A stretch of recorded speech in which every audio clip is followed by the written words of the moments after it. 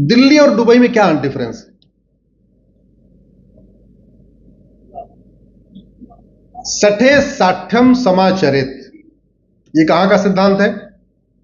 भारत का।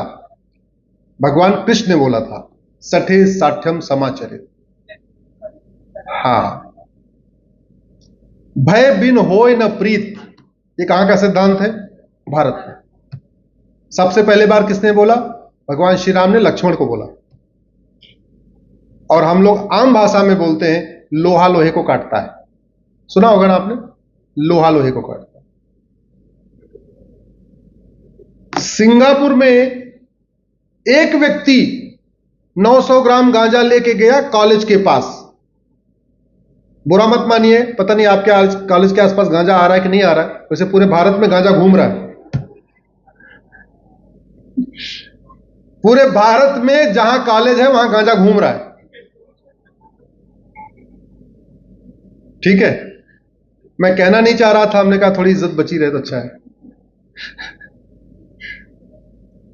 सवाल यह है, यह महापुरुषों की धरती है, यह देवी देवताओं की धरती है, यह स्वामी विवेकानंद की धरती है। यहां गांजा कॉलेज के पास कैसे घूम रहा है और सिंगापुर में गांजा क्यों नहीं घूमता? उसका एक ही कारण है, उन्होंने कानून बनाया, drug smuggling is the rarest crime. Drug smuggling में कोई कंप्रोमाइज नहीं करेंगे, जो ड्रग स्मगलिंग करेगा उसको फांसी देंगे। एक को फांसी दे दिया, अगले 10 साल तक वहां कोई नहीं आएगा। तो कैपिटल पनिशमेंट कहां होना चाहिए, कहां नहीं होना चाहिए, इसको आप समझिए।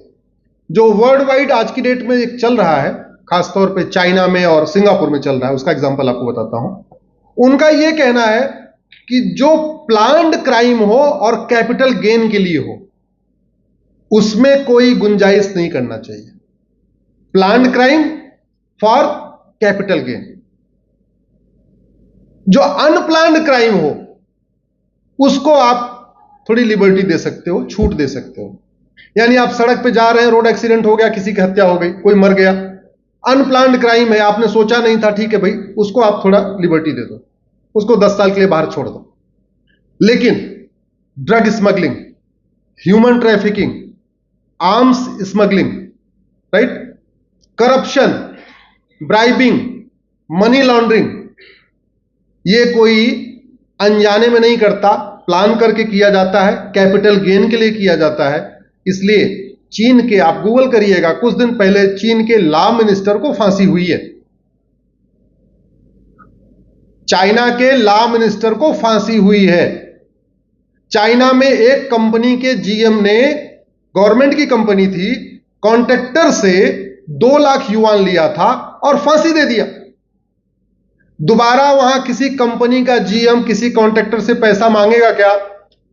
और पैसा नहीं मांगेगा तो बिजनेस बढ़ेगा कि नहीं बढ़ेगा? क्योंकि जो सप्लाई चेन में ब्रेक आता है वो किसकी वजह से आता है? पैसे के कारण। सप्लाई चेन में ब्रेक ही नहीं आएगा, फटाफट 5S भी अच्छा रहेगा, इनपुट और आउटपुट का फ्लो भी अच्छा रहेगा। तो कैपिटल पनिशमेंट होना चाहिए, लेकिन ये प्लान्ड क्राइम में और पर्टिकुलरली जहां कैपिटल गेन के लिए होता है। ड्रग स्मगलिंग में 100% कैपिटल होना चाहिए, क्योंकि लाखों करोड़ों परिवार आज की डेट में परेशान हैं। कम से कम 1 करोड़ पेरेंट्स अपने नशेड़ी बच्चों से परेशान हैं।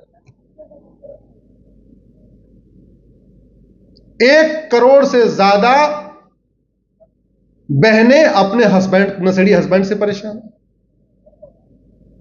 और 1 करोड़ से ज्यादा बच्चे अपने नशेड़ी बाप से परेशान हैं। परेशान है कि नहीं है? है ना? तो एक व्यक्ति ड्रग स्मगलिंग करके पैसा कमा के मर्सिडीज में घूम रहा है, बिजनेस क्लास में घूम रहा है, मौज मस्ती कर रहा है, 5 स्टार में घूम रहा है, स्विमिंग पूल बना लिया, ये कर लिया, वो कर लिया, लेकिन उसने करोड़ों लोगों को टेंशन दिया कि नहीं दिया? तो this is the planned crime for capital gain. इसमें होना चाहिए। अवैध हथियारों का कारोबार, असलहे बना बना के बेच रहे हैं, छोटे छोटे जगह बम की फैक्ट्रियां चल रही हैं, बम की फैक्ट्री से फूल तो नहीं निकलेगा ना कि जो एयर पोल्यूशन ठीक करेगा, वाटर पोल्यूशन ठीक करेगा। तो वो क्यों नहीं होना चाहिए? इसलिए जो प्लान्ड क्राइम है फॉर कैपिटल गेन, उसमें मेरा व्यक्तिगत मानमत है, उसमें होना चाहिए। भारत में घूसखोरी, कमीशनखोरी, जमाखोरी, मिलावटखोरी, कालाबाजारी, नशा तस्करी, मानव तस्करी, सोना तस्करी, अलगाववाद, कट्टरवाद, जिहाद, मजहबी उन्माद, हेट स्पीच, ये जितनी समस्याएं चल रही हैं उसका एक ही कारण है, एक तो कानून घटिया है, जितना है भी उस पर भी ठीक से इंप्लीमेंट नहीं हो पा रहा है। तो हमारे चारों पिलर इसके लिए फेल हो चुके हैं। भारत की वर्तमान स्थिति के लिए जो भारत के चारों पिलर हैं, वो चारों पिलर जिम्मेदार हैं। पहला, लेजिस्लेचर, जिसको हिंदी में कहते हैं विधायिका, वो इसलिए जिम्मेदार है क्योंकि वो कानून बनाते समय ये नहीं देख रहे हैं कि वर्ल्ड वाइड चल क्या रहा है। सैटेलाइट बनाते समय देख रहे हैं वर्ल्ड वाइड क्या चल रहा है, मिसाइल बनाते समय देख रहे हैं वर्ल्ड वाइड क्या चल रहा है, हर चीज में देख रहे हैं वर्ल्ड वाइड क्या चल रहा है, लॉ में नहीं देख रहे हैं वर्ल्ड वाइड क्या चल रहा है।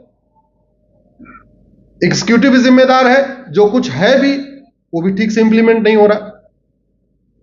जुडिशरी इसके लिए जिम्मेदार है क्योंकि हजार हजार पन्ने का जजमेंट दे रहे हैं, लेकिन जुडिशियल रिफॉर्म पे 5 पन्ने का जजमेंट नहीं दे रहे हैं कि हाँ भैया कैसे करके भारत में जस्टिस विद इन ईयर लागू हो जाए।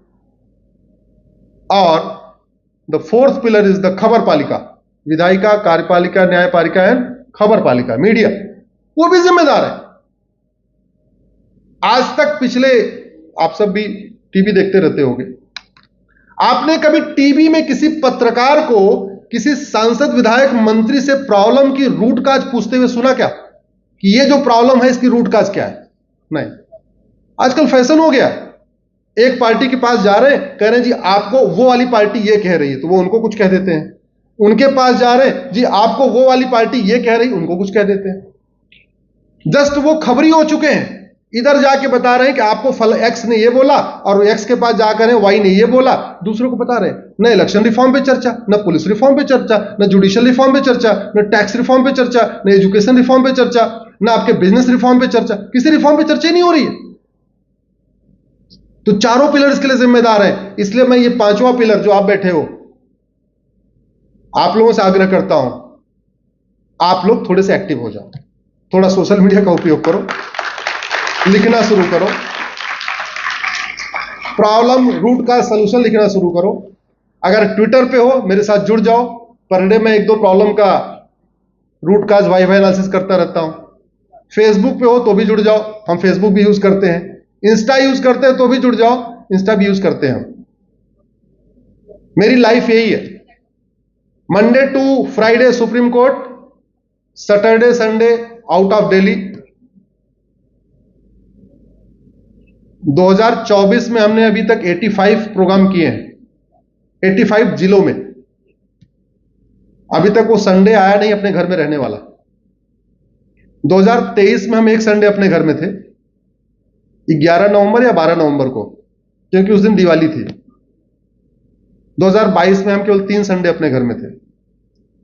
आप लोगों के बीच में आने का पर्पज यही है, आप यूथ हो, आप यंग हो, आप अपनी जिम्मेदारी थोड़ी सी समझो, वाईफाई एनालिसिस करो, क्योंकि आप अगर नहीं करोगे फिर कोई नहीं करेगा। एसआरसीसी के बच्चे अगर नहीं करेंगे तो कौन करेगा भाई? पूरे भारत की क्रीम तो यहां बैठी हुई है।